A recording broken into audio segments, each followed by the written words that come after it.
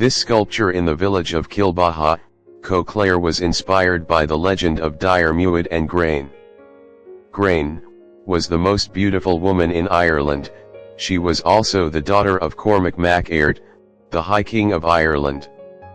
Grainne was courted by Ireland's most eligible princes and chieftains, including the now aging chief Fionn mac Cool, who wanted the young maid as his second wife.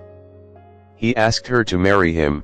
She agreed, and a great feast was set up to celebrate the newly engaged couple. But on that night Grainne met Diarmuid, one of Fionn's best warriors, and it was love at first sight.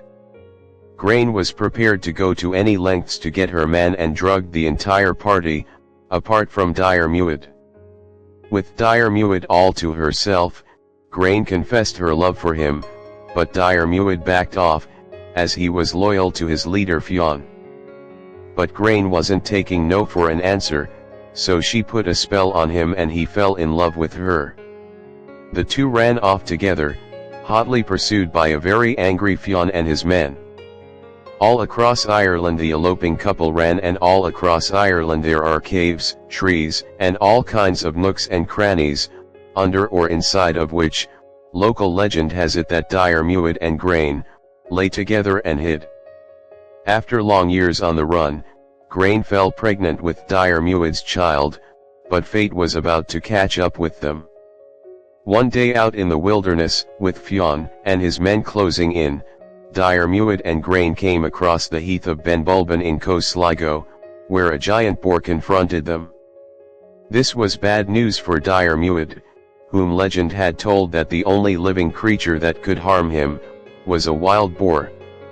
As the boar charged, Diarmuid, protecting his heavily pregnant lover, wrestled it to the ground in a fight to the death.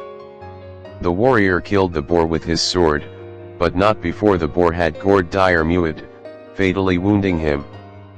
As Fionn and his men came upon their long-sought quarry, he found Diarmuid dying in a heavily pregnant Grainne's arms. A despairing Grainne knew she had just one chance to save her lover. She implored Fionn to show mercy and save his former friend by curing Diarmuid with a drink of water cupped by his magical hands. But Fionn refused, still hurt that his best friend had eloped with his betrothed.